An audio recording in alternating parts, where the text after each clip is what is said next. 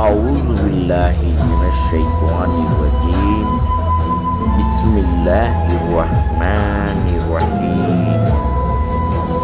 சகோதரிகளே, உங்கள் உடம்பில் சோர்வாக இருக்கிறதா? உடம்பில் பல வியாதிகள் இருக்கிறதா?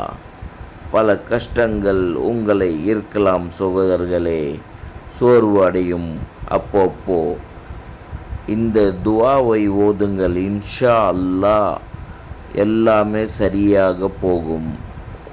அல் முகைத்து அல் முகைத்து அல் முகைத்து அல் முகைத்து அல் முகைத்து அல் முகைத்து 11 தடவை இந்த துஆ ஓதி ஒரு டம்ளர் தண்ணீரில் தம் செய்து இரவும் பகலும் குடித்து பாருங்கள், சோர்வு இல்லாமல் போய்விடும்.